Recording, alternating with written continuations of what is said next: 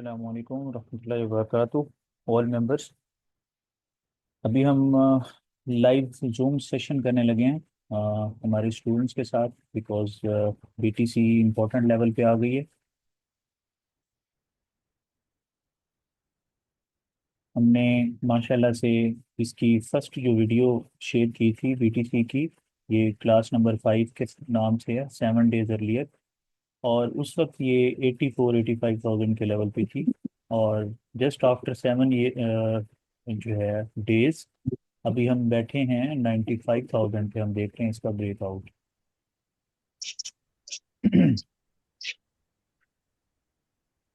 अस्सलाम वालेकुम रहमतुल्लाहि व बरकातुहू। सर कैसे हैं आप? जी वालेकुम सलाम। कासिफ भाई कैसे हैं? ठीक ठाक हैं? जी अल्हम्दुलिल्लाह, अल्लाह का शुक्र है। आप सुनाएं सर जी। अल्लाह का अस्सलाम शुक्र। वालेकुम आकाश भाई, क्या हाल है? कैसे हैं जी आप? खैरियत वालेकुम से हैं? सलाम सुहेब भाई, आप सुनाएं, ठीक ठाक हैं? अल्लाह का शुक्र है बॉस। अच्छा, ये 95 थाउजेंड का, ऑल दो ये चीज़ें तो हमने डिस्कस की थी लास्ट टाइम जब हमने ये जूम क्लास रखी थी, ये वाली 7 डेज बिफोर। उसमें हमने इसका डिस्कशन तो किया था 95,100 के लेवल का। और लेकिन ये है कि ले इसको यार ले। थोड़ा सा मैं एक्सप्लेन करना चाहता हूँ और आपको एक पिक्चर दिखाना चाहता हूँ। ये अपनी माइक्स जो है ना वो बंद कर दें। और एक सेकंड।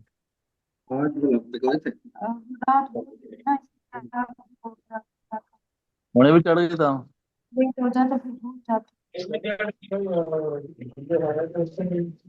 तो वो तो हो गए। अब जो है, आप आ जाएं सारे, फिर इंशाल्लाह डिस्कस करते हैं। स्टांस तो ऑलरेडी शेयर्ड है और मार्केट देखें माशाल्लाह उसी तरीके से ही मूव कर रही है। ठीक है, लेकिन बीटीसी को थोड़ा सा इसके अपने डायनामिक्स सीखें। ठीक है, जिस तरह आप हम लोग गोल्ड को ट्रेड करते हैं ना, वो अलग है, बीटीसी अलग है। यूएसडी जेपीवाई ट्रेड करेंगे वो अलग होगा, ऑयल को ट्रेड करेंगे वो अलग होगा। ठीक है, तो उसके जो पर्सनल जो उसका कैरेक्टर है, जो उसका जो बिहेवियर है, वो दूसरे से ज़रूर डिफरेंट रहेगा। ठीक है। हाँ, टेक्निकल जो है, जो चार्ट्स हैं, वो चीज़ें सेम होंगी, लेकिन डिफरेंस जो है वो इस चीज़ का आएगा। ठीक है। अच्छा, मैं क्या करता हूँ, अ, बल्कि इसको ऐसे ही रहने देता हूँ, मंथली पे चलते हैं।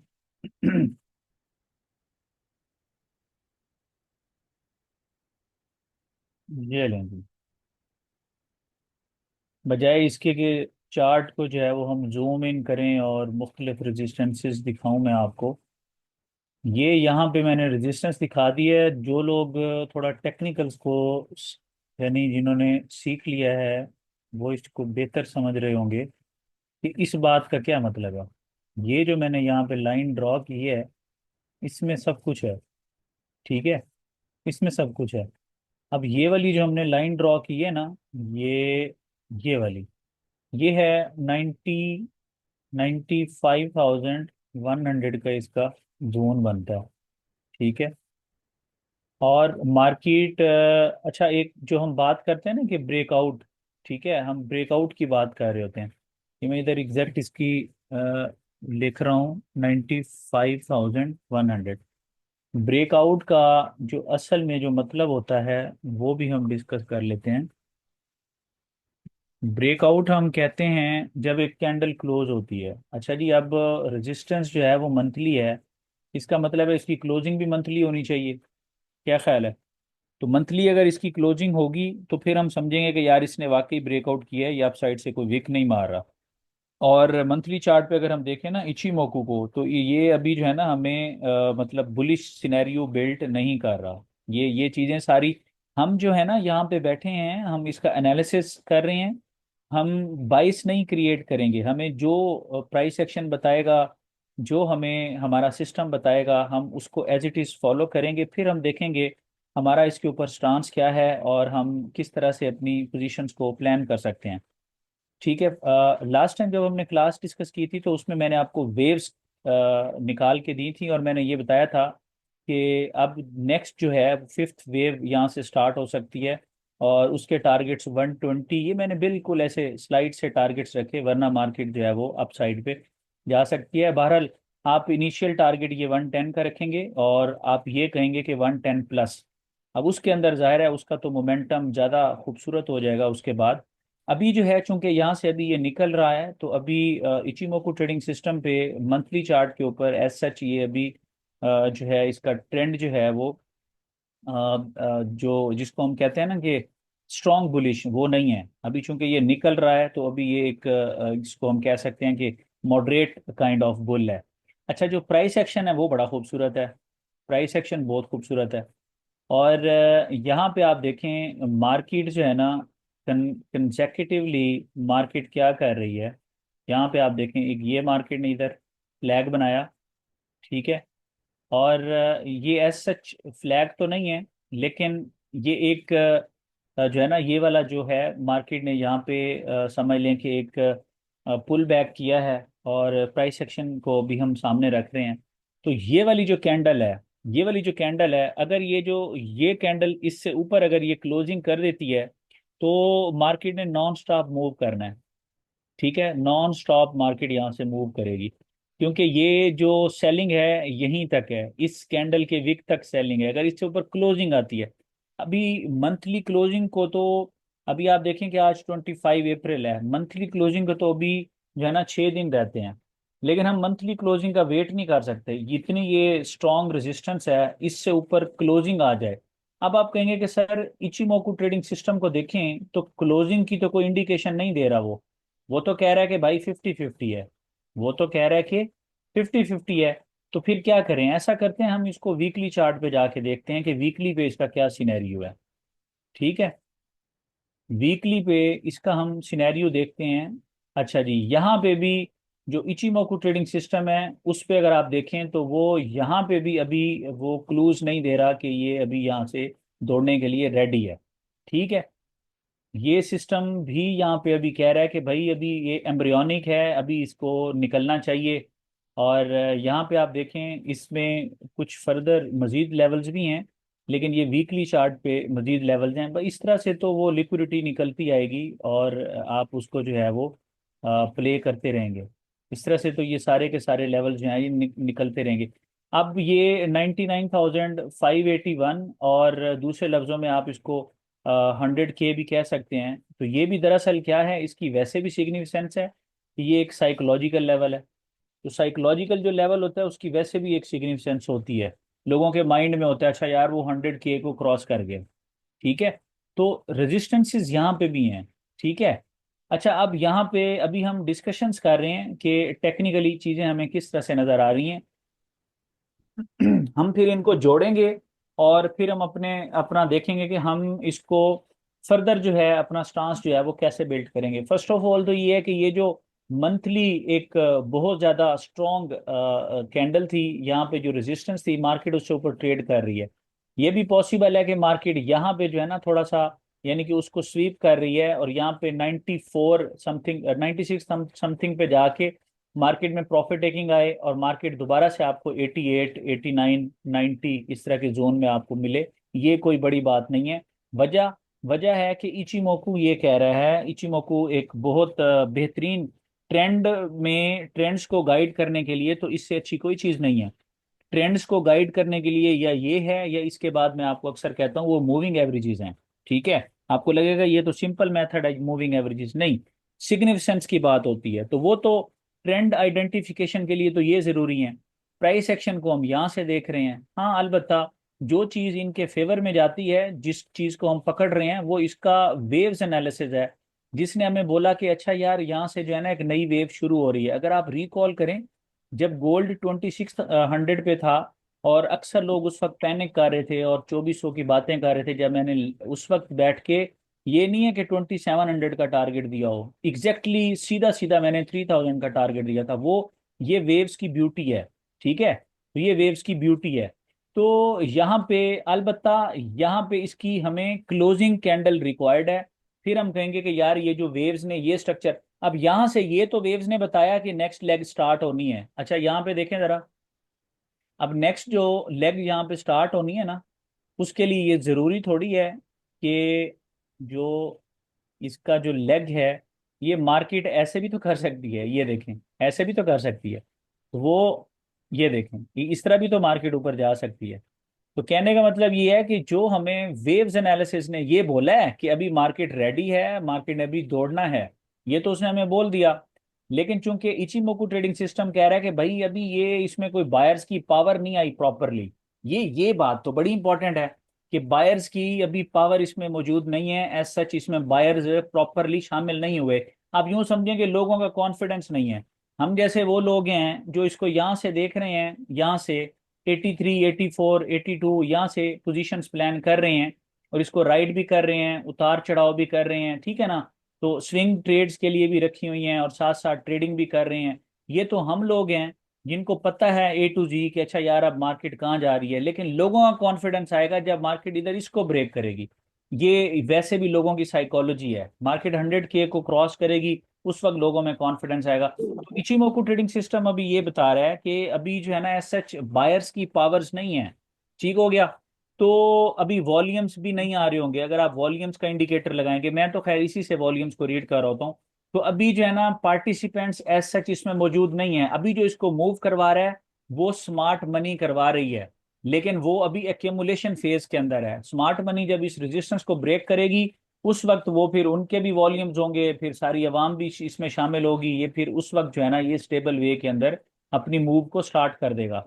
अच्छा, अब स्टांस बिल्ड करने लगे थे हम, अभी हम ये वीकली चार्ट के ऊपर हैं। वीकली तो हमें ये बता रहा है कि मार्केट के लिए 95 से लेके 100 के एज सच ये सारा रेजिस्टेंस के तौर पे काम कर सकता है। अगर हम टेक्निकली देखें, अच्छा अभी मैं डेली चार्ट पे ले जाता हूँ और फिर मैं आपको बताता हूँ कि इस मार्केट से पैसे बनाने का एक और जो बेहतरीन फार्मूला अभी मैंने वीआईपी प्लेटफॉर्म में आप लोगों के साथ शेयर किया, वो इतना ज़बरदस्त मेथड है कि आप उसको फॉलो करके बहुत ज़्यादा फ़ायदा ले सकते हैं। अच्छा, मैं थोड़ा सा यहाँ पे ये बता दूं कि यहाँ पे मैं इस सेशन के अंदर चीज़ों को खुद ब्रीफ कर रहा हूँ। माइट भी पॉसिबल कि एक आधा कोई हम क्वेश्चन ले लें। इसके बाद हम एक और अभी एक सेशन रखेंगे जिसमें मैं क्वेश्चंस ले लूँगा। तो ताकि इसको हम डिटेल से डिस्कस कर लें बीटीसी को। अच्छा, अब आप देखें, ये जो है ना हमने यहाँ पे इसका हम जो है डेली चार्ट के ऊपर आए हैं। अच्छा, डेली चार्ट के ऊपर जो है ना इचिमोकू ट्रेडिंग सिस्टम जो है ना वो हमें बता रहा है कि मार्केट बुल जाने वाली है। और डेली चार्ट ये बता रहा है कि पार्टिसिपेंट्स आ गए हैं। अब डेली चार्ट वीकली या जो आपका मंथली चार्ट है उससे डिफरेंट है, क्योंकि मंथली चार्ट का मतलब है जो लॉन्ग टर्म इन्वेस्टर हैं वो तो अभी साइड लाइन है। अच्छा, वीकली चार्ट का जो मीडियम टर्म जो इन्वेस्टर्स हैं वो भी साइड लाइन है। अलबत्ता जो डेली चार्ट के जो पार्टिसिपेंट्स हैं वो सारे जो है वो अभी बीटीसी में इंटरेस्टेड हैं, ये हमें इचिमोकू ट्रेडिंग सिस्टम बता रहा है। अच्छा, अलबत्ता अगर हम प्राइस एक्शन की बात करें, ये यहाँ पे अगर आप देखें मार्केट के अंदर जो पॉइंट्स हैं जो आपके लिए इम्पोर्टेंट हो सकते हैं। एक तो फर्स्ट ऑफ ऑल अगर आप ओवरऑल इसका एक मेरा ख्याल है कि अगर हम जोन ड्रॉ करें ना, ये यहाँ से लेके ना ये सारा, वैसे तो ये जो विक्स लगी है ना वो भी सारी सपोर्ट है। ये सारा जो है ना ये आपका सपोर्टिव जोन है, ठीक है ना। इसके अंदर मार्केट आएगी तो फिर मार्केट ऊपर उड़ना शुरू कर देगी। तो असल में डेली चार्ट तो ये बता रहा है कि अच्छा यहाँ पे देखें मार्केट इधर फिर बाई है, ये इसका मीडियम टर्म जो इन्वेस्टर्स है ना वो इधर फिर ज्वाइन करेंगे। अगर मार्केट 82,000 के करीब आती है, 83,000 की तरफ, तो वो दौड़ पड़ेंगे इसके अंदर। इसका मतलब सिर्फ यही है कि अभी जो स्मार्ट मनी है ना, हमेशा याद रखिएगा, जब भी एक नई लेग स्टार्ट होती है ना, उस लेग को स्टार्ट करते हुए निकलते हुए भी वो फौरी तौर पे मार्केट को मूव नहीं करते। वो स्लोली स्लोली कहीं कहीं प्रॉफिट टेकिंग करेंगे, वो जो वीक प्लेयर्स होंगे वो उतरते रहेंगे। अभी जो जो वो स्मार्ट मनी होगी वही सिर्फ बैठेंगे। वो तो जब लोग देखेंगे बाद में कि यार ये बीटीसी कल तो जो है ना वो 75 पे था, अभी 100 के क्रॉस कर गया, वो फिर आके इसको ज्वाइन करेंगे। उस वक्त जब वो इसको ज्वाइन करते हैं फिर इसके अंदर वो उस वक्त आपको वॉल्यूम भी नजर आता है, फिर जाहिर है वो स्मार्ट मनी अपनी प्रॉफिट टेकिंग भी कर रही होती है टाइम बाय टाइम, और बाइंग भी कर रही होती है, वो सारे सिनेरियोज होते हैं। तो अभी इस मौके के ऊपर आपको उस तरह से वॉल्यूम इसलिए यानी ये चीज़ें नज़र नहीं आती, या बायर्स के पार्टिसिपेंट्स आपको उस तरह से नज़र नहीं आते क्योंकि मार्केट अभी निकल रही होती है। ठीक है। और अलबत्ता अब ये वाला जो जोन मैंने अभी ड्रॉ किया है, अगर आप ये वाला जोन देखें, ये सारा जो जोन है ना एज सच, ये अगर हम जोन देखें तो ये जोन मार्केट को तंग करेगा। ठीक है। लेकिन मार्केट इसी के अंदर से घूमती घूमती मार्केट ऊपर निकल जाएगी। ठीक है। वो हम चीज़ों को डिटेल से डिस्कस कर लेते हैं कि वो कैसे। ठीक है। मार्केट इन्हीं लेवल से मार्केट इन्हीं लेवल से जो है वो इस जोन को क्रॉस करती जाएगी और मार्केट ऊपर निकलती जाएगी। अच्छा, ये वाला जो जोन है इसको हम बात कर रहे हैं कि यार ये हमारी सपोर्टिव जोन है। ठीक है। अब आप देखें कि मार्केट कहाँ खड़ी है। अब आप देखें कि वो जो मैंने आपको वीआईपी के अंदर अभी मैसेज किया था, मैं उसको एक्सप्लेन भी कर देता हूँ आपको कि उसमें क्या मैंने लिखा, क्योंकि एक मेंबर का अभी मैसेज आया था। एक मेंबर का मुझे मैसेज आया था कि वकास भाई, ये जो है ये 95,300 से अबव ट्रेड कर रहा है। तो मैंने उसमें मैसेज में लिखा था कि इट इज़ ब्रेकिंग आउट 95,100, ये लेवल मैंने बताया था कि ये ब्रेकआउट कर रहा है, अटेम्प्ट कर रहे हैं बुल्स। और उस वक्त जबकि इसकी जो करंट मार्केट प्राइस थी वो मैंने ग्रुप के अंदर अपडेट भी की थी कि मार्केट जो है वो 95,300 के ऊपर है। तो क्वेश्चन तो बनता था एक जो न्यू मेंबर्स होते हैं या जो अभी लर्न कर रहे होते हैं उनके लिए, कि अगर मार्केट का ब्रेकआउट लेवल 95,100 है और मार्केट ट्रेड कर रही है 95,300 पे, तो हमें तो ये कहना चाहिए था कि market has already submitted a breakout. हम ये कह रहे हैं कि बुल्स आर ब्रेकिंग आउट, या हम ये लिख रहे हैं कि bulls are attempting a breakout. हमें तो ये कहना चाहिए था कि bulls have submitted a breakout. हाँ, अब मैं ये पूछूंगा आप में से कोई ऐसा मेंबर जो इसका रिप्लाई करे कि मैं क्यों ये लिखता हूँ या मैं क्यों कहता हूँ कि ब्रेकिंग आउट, ये नहीं कहता कि ब्रेकआउट सबमिट हो गया, बल्कि कहता हूँ कि अटेम्प्टिंग ए ब्रेकआउट। इसका आप में से कोई बता सकता है? क्योंकि अभी ये मुझे सवाल आया था कि वकास भाई ये इसको इलेबोरेट करें। कोई मेंबर ये सर बता सकता है? क्लोजिंग, क्लोज आप बताते हैं सर कि ब्रेकआउट के लिए मस्ट है कि दो कैंडल क्लोज हो। अच्छा, ये जिया भाई ने रिप्लाई किया है कि ब्रेकआउट का तो मतलब होता है कि वहां से कैंडल जो है ना वो क्लोज हो। वो दो कैंडल्स जरूरी नहीं होती, वो तो एक 100% अथेंटिसिटी जरूर होती है। बट अभी जो हम बात कर रहे हैं कि मार्केट एक पैटर्न के अंदर कंसोलिडेट कर रही है। ठीक है। उस पैटर्न से मार्केट जब बाहर निकलेगी, कंसोलिडेशन से मार्केट जब बाहर निकलेगी, तो फिर हम कहेंगे कि मार्केट ने ब्रेकआउट जो है वो सबमिट कर दिया है। तो एक अच्छा वो क्लोजिंग बेसिस पे होगा, क्योंकि जब तक कैंडल क्लोज नहीं करेगी तो वो फिर जो है ना वो विक्स हैं, और विक्स की कोई सिग्निफिकेंस नहीं है, वो डिस्ट्रैक्शंस होती हैं सिर्फ। अब यहाँ पे आप देखें कितनी विक्स थी, ये देखें विक्स लगती रही हैं, और लेकिन वो मतलब उसका यहीं पे मार्केट कंसोलिडेट करती रही है और यहाँ से मार्केट निकल गई है। यहाँ पे मार्केट ने क्लोजिंग की तो फिर आपको जाके यकीन आया कि मार्केट उड़ रही है।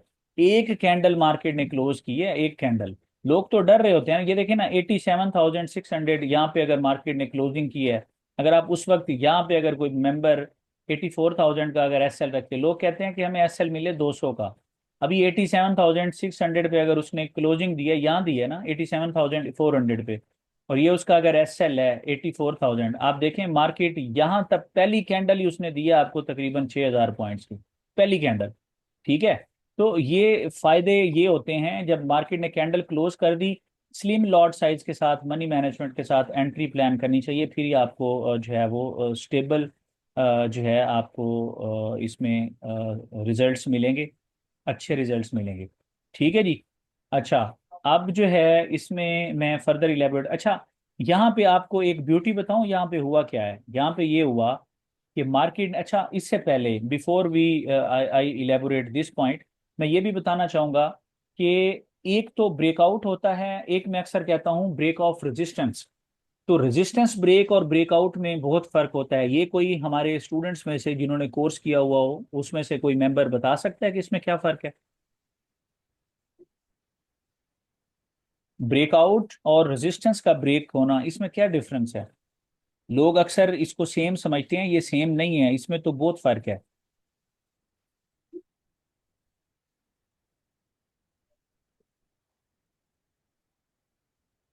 जी, कोई मेंबर, एनीवन?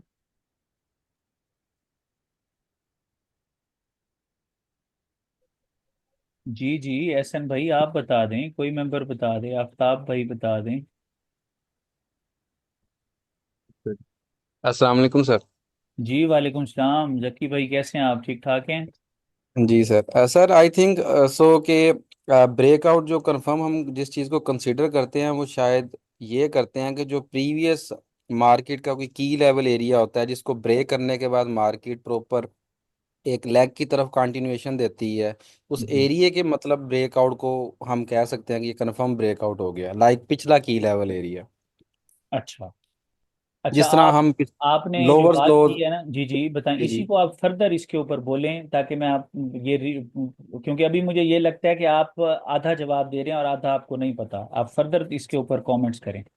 सर जिस तरह लाइक हमारे पास हायर लोज चल रहे होते हैं जी जी। और फिर हमारे पास एक ऐसा एरिया होता है जो पिछला हाई को लेट से कोई मार्केट ब्रेक करे और उसी एरिया को दोबारा रीटेस्ट करके दोबारा कंटिन्यूएशन दे दे, तो आई थिंक सो मेरे देखने में वो ब्रेकआउट होगा। अच्छा चलें, ठीक है। और कोई मेंबर? मैं इसके बारे में फिर रिप्लाई करता हूँ। Anyone else? अस्सलाम वालेकुम सर। जी वालेकुम सलाम कामरान भाई, अ, कैसे हैं? सर इसमें ये जी बिल्कुल ठीक ठाक, अल्लाह का शुक्र।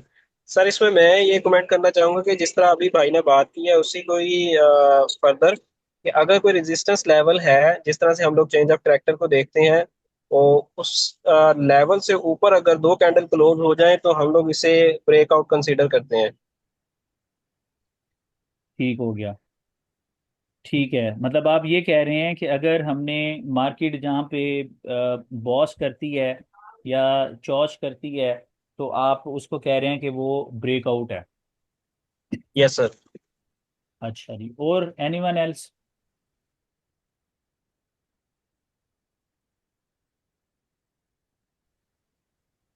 एक और मेंबर का रिप्लाई चाहिए। सॉरी विकास भाई, मैं एक कॉल पे था। अभी क्वेश्चन काइंडली रिपीट करें तो मैं जवाब दूं। क्वेश्चन मेरा ये है कि जो ब्रेक ऑफ रेजिस्टेंस है और ब्रेकआउट है, इसमें क्या डिफरेंस है?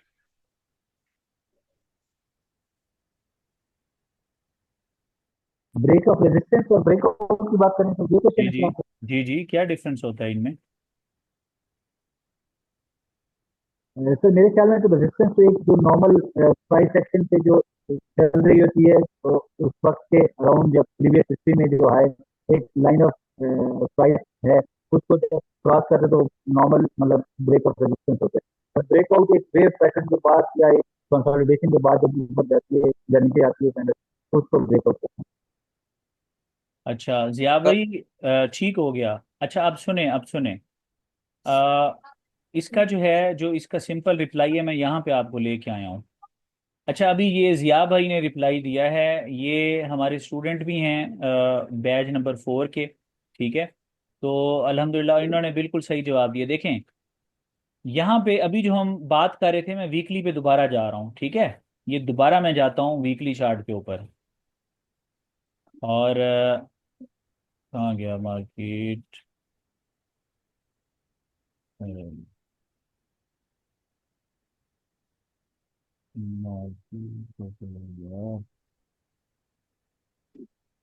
अच्छा जी, एक तो मिनट। चार्ट रीसेट रीसेट कर लें। एक मिनट। रीसेट का इधर से कहाँ से होता है इसका ऑप्शन? 24। अच्छा 24 और ये हो जाएगा 25। सर ठीक। हम बस आ गया, आ F5 से गया। रिप्लेस करेंगे। It's okay. अच्छा अब आप देखें, ज़रा यहाँ पे आते हैं हम। ये देखें, हुआ ये कि यहाँ पे आपकी मार्केट है। ठीक है। ये यहाँ पे आपकी मार्केट है, यहाँ पे। ठीक है। अब ये जो एरियाज है ना, यहाँ पे मार्केट ने क्या किया है, एक प्रॉपर कंसोलिडेशन दी है, प्रॉपर कंसोलिडेशन। ठीक है। जब मार्केट एक कंसोलिडेशन के अंदर गई है ना, आपको भी पता चल गया है कि भाई मार्केट यहाँ पे कोई इलियट वेव करेक्शन करेगी। ठीक है ना, उसके बाद मार्केट मूव करेगी। अच्छा, अब पता चला मार्केट यहाँ पे फ्लैग बना रही है। अब मार्केट को आपने अलाउ किया कि भाई वो करेक्शन कंप्लीट करे। यहाँ पे आपकी पोजीशन बनती थी, लेकिन असल पोजीशन यहाँ थी। जब मार्केट ने इसका ब्रेकआउट दिया क्लोजिंग कैंडल से, ठीक है, इधर इसका ब्रेकआउट हुआ, तो फिर ये वाला जो जोन था ना सारा, ये वाला जो जोन था, ये आपका बाई जोन बना है। ये मार्केट ने जो एक कंसोलिडेशन चल रही थी, उस कंसोलिडेशन से मार्केट जब बाहर गई है ना, तो ये है ब्रेकआउट। और उसके बाद आप देखते हैं कि यार नेक्स्ट कैंडल से जैसे इसने रीटेस्ट किया है, फिर आपको वो बाई साइन देती है, ये आपको एंट्री कंफर्मेशन मिलता है, आप यहाँ से इसको बाई करते हैं, तो बुल फ्लैग को आपने राइड किया। On the other hand on the other hand अब मैं आपको ये दिखाता हूँ कि जब हम बात करते हैं ना कि भाई ब्रेक ऑफ रेजिस्टेंस, ठीक है, तो ब्रेक ऑफ रेजिस्टेंस का मतलब क्या होता है?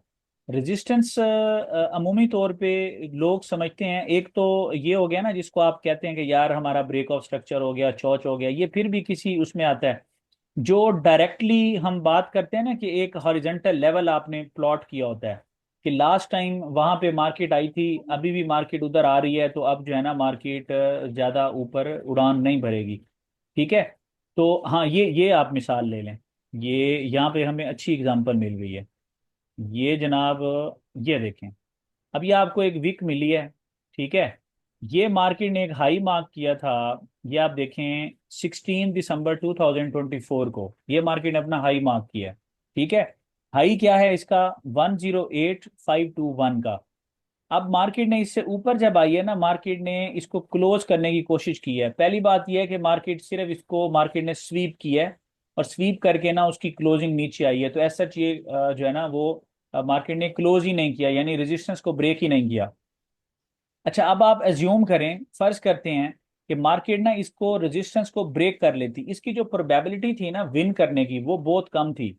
ये जो अक्सर में बेसिकली जो ज्यादातर जो स्वीप्स होते हैं ना, जिसको आप एसएमसी में समझते हैं कि ये स्वीप हो गया है, वो असल में होते हैं जब रेजिस्टेंस को मार्केट ब्रेक कर रही होती है। तो जब मार्केट ब्रेक ऑफ रेजिस्टेंस करती है, एक तो उसमें कैंडल की क्लोजिंग का वेट करें, और अभी जैसे एक मेंबर ने बोला कि भाई मैं तो दो कैंडल्स के वेट क्लोजिंग का वेट करूंगा, तो वो आपके पास एक एक्स्ट्रा जो है ना वो कंफर्मेशन है। फिर जब आप दो कैंडल्स का वेट करेंगे, उसमें आप लेट भी हो सकते हैं, आप फिर उसमें रिट्रेसमेंट के बाद आप किसी एफवीजी पे या ब्रेकर पे फिर आप री एंटर कर सकते हैं, अपनी एंट्री को प्लान कर सकते हैं।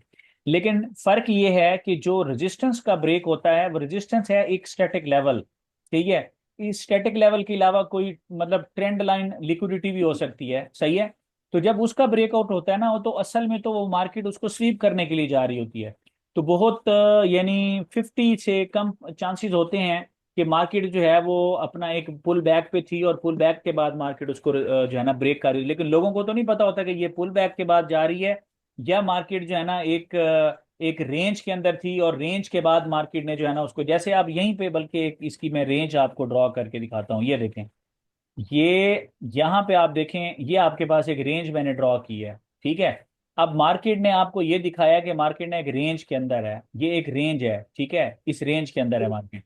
अब यहाँ पे भी मार्केट ने ब्रेकआउट करने की कोशिश की है, वापस चली गई, स्वीप हुआ, यहाँ पे मार्केट ऊपर गई, स्वीप हुआ, तो मार्केट दोबारा अल्टीमेटली इस लेवल को ब्रेक करके मार्केट नीचे आ गई है, ठीक है, इस लेवल को ब्रेक करके नीचे आ गई है।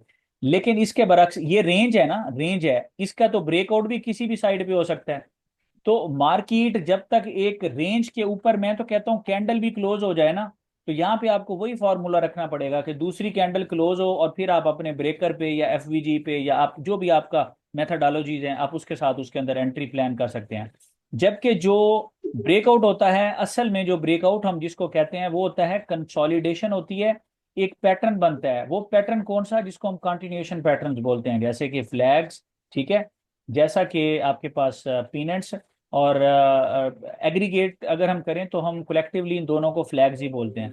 इसी तरह कोई कंटिन्यूएशन, जैसे आज आप उसमें देखें गोल्ड के अंदर, जो अभी आज का उसका चार्ट था, उसमें जब उसने अपनी वेव्स को कंप्लीट किया है और करेक्शन उसकी स्टार्ट हुई है, तो अभी जो उसने अपना एक आपको एक हेड एंड शोल्डर दिखाया। तो इस तरह के जो ब्रेकआउट्स होते हैं ना, इसको इसको हम कहते हैं ब्रेकआउट्स के। मार्केट एक कंसोलिडेशन करती है, उसके बाद अपना कंटिन्यूएशन या रिवर्सल प्लान कर रही होती है, वो तो उसके पीछे इसको हम बोलते हैं मनी स्पॉट्स। तो मनी स्पॉट्स से जब मार्केट निकल रही होती है पूरी, एक मोमेंटम फ्लश फ्लश वहां से जो है ना रिज्यूम होता है, उसको हम कहते हैं ब्रेकआउट। ये नहीं है कि मार्केट ने एक स्टैटिक लेवल दिया है, एक लिक्विडिटी दी है, वो तो स्वीप करेगी मार्केट वहां से। आप कैसे सोचते हैं? अब मैं ये पॉइंट इलेबोरेट क्यों कर रहा हूँ, दोनों का डिफरेंस क्यों बता रहा हूँ? जब मार्केट कंसोलिडेशन के बाद उसको ब्रेक करती है ना, इसका मतलब है कि वहां से एक नई लेग आपको मिलने वाली है। आप तो स्विंग ट्रेडर हैं, इसका मतलब आपको बड़े प्रॉफिट्स मिलने वाले हैं। नई लेग के अंदर आप बैठेंगे और उस नई लेग के अंदर जो है आप अपने जो है वो स्केलिंग करेंगे, तो आपके प्रॉफिट्स जो है वो डबल होंगे। पर ट्रेड आपका रिस्क वही 2% होगा। ऑन दी अदर हैंड जब आप इसकी बात करते हैं, आप यहाँ पे जरा गौर कीजिएगा। लेट से मार्केट इसको ब्रेक कर रही है, अभी एक तो कैंडल की क्लोजिंग नहीं हुई, ठीक है, अभी आप इसको देख रहे हैं लाइव। आप ये कभी ना सोचा करें, जो लोगों की एक मिथ है ना, लोग ये समझते हैं कि अगर ये ब्रेक कर रही है ना नीचे, हम इधर अपना एसएल रखेंगे। यानी लोग क्या समझ रहे होते हैं कि हम इधर कहीं अपना एसएल रखेंगे। भाई ये तो गलती है। ये आपका एसएल नहीं बनता इधर, यहाँ पे, ठीक है। ये आपका एसएल बिल्कुल नहीं बनता, क्योंकि आपका एसएल इधर ऊपर बनेगा, ठीक है। अगर ये पहले इसका हाई था ना, इससे भी ऊपर आपका एसएल बनेगा। तो इसी तरीके से फॉर एग्जांपल अगर हम बात करें, मार्केट ने यहाँ पे ये स्वीप किया, ठीक है। आपको लगता है कि यार ये मार्केट, अभी तो स्वीप तो मार्केट ने बाद में किया। आपको जब ये पता है ना कि यार ये स्टैटिक लेवल की तरफ जा रही है, आपके पहले ही जेहन में होना चाहिए भाई 50% से ज्यादा चांसेस है कि मार्केट सिर्फ स्वीप करेगी। अभी आप इसको देख रहे थे, अच्छा एक न्यूबी है, वो बेचारा सोचता है यार मार्केट ब्रेक करेगी, वो तो एक और गलती करेगा। वो क्या गलती करेगा, वो जब इधर बैठता है, अगर वो मार्केट क्लोज भी करेगी ना, अगर वाकई मार्केट इस रेजिस्टेंस के ऊपर क्लोज करती है, वो अपना एसएल यहाँ रखता है। नहीं नहीं नहीं, एसएल आपका इधर आएगा नीचे, ये इस कैंडल से नीचे आएगा। इसका मतलब ये हुआ कि जो रेजिस्टेंस के ब्रेकआउट है ना, इसको ट्रेड आप नहीं कर सकते अनलेस के मार्केट उधर क्लोज करे और फिर मार्केट रीटेस्ट करे और फिर आप बाई साइन देखें एलटीएफ पे और फिर आप अपनी एंट्री को प्लान करें। अगर आप उसमें स्ट्रेट अवे जाके आप अपनी यानी बाइंग को प्लान करते हैं, तो ये जेन में रखिएगा कि एक तो आप जो है ना लिक्विडिटी बन सकते हैं, ठीक है, स्मार्ट मनी के लिए। और दूसरा ये है कि आप ये जेन में रखें कि आपका एसएल यहाँ से एक ऑब्वियस एसएल नहीं बन सकता, आपका एसएल उस जोन के बाहर बनेगा। इसका मतलब ये है कि स्टैटिक लेवल जब ब्रेक होते हैं, उसको जब आप ऐसे ही जंप इन करने की कोशिश करते हैं, आपका तो इतना बड़ा एसएल है जो कि आपको किसी भी सूरत में रिकमेंडेड नहीं है, किसी भी सूरत में रिकमेंडेड नहीं है। इसका मतलब जब रेजिस्टेंस को मार्केट ब्रेक करने की कोशिश कर रही है, आप उसको ब्रेक होने दें। अगर मार्केट उसको ब्रेक होने में कामयाब होती है, फिर आप अपने प्रॉपर, जिस तरह अभी मैंने इलेबोरेट किया, वहां से आप अपनी एंट्री को प्लान करें।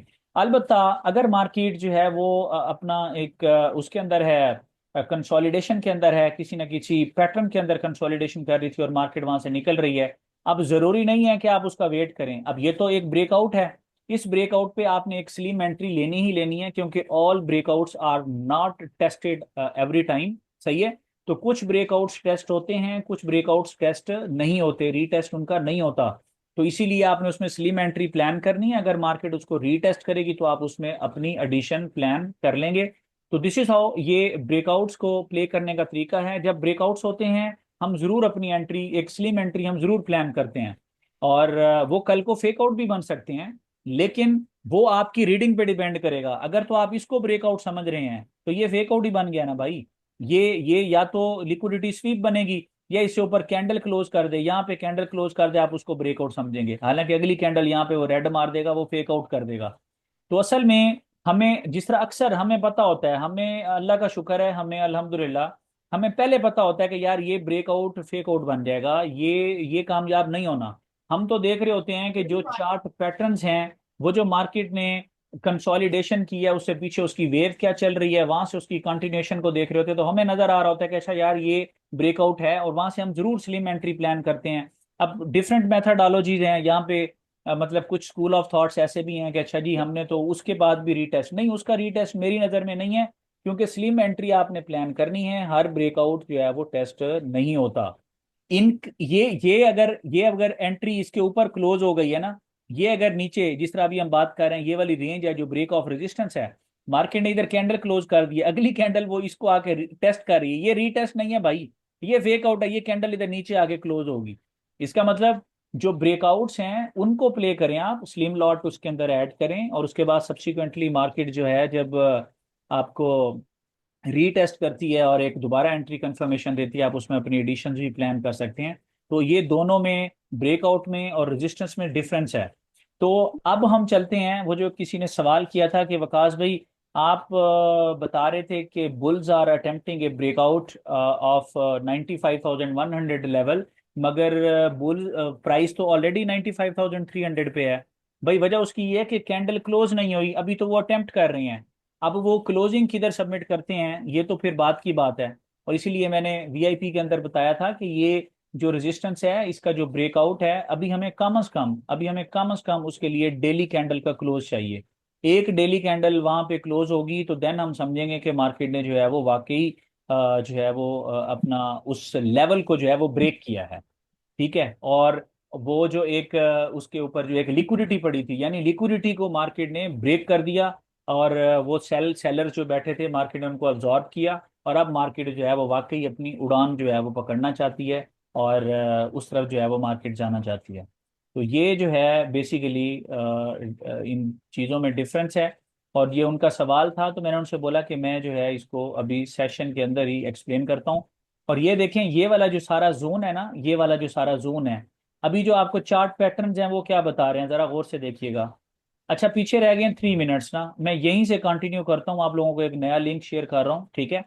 और इसको मैं क्लोज कर रहा हूँ 3 मिनट्स के अंदर, क्योंकि कोई सवाल नहीं होने। तो यहीं से मैं कंटिन्यू करूंगा कि ये रेजिस्टेंस भी मौजूद है और हमें कुछ प्राइस एक्शन क्या नज़र आ रहा है और यहाँ पे हमारा क्या स्टांस होना चाहिए फर्दर। जो एग्जिस्टिंग ट्रेड्स हैं उसको राइट कैसे करना है, और अगर आप ऐड करना चाहते हैं तो आप कैसे ऐड कर सकते हैं, ये हम नेक्स्ट स्लाइड के अंदर डिस्कस करते हैं।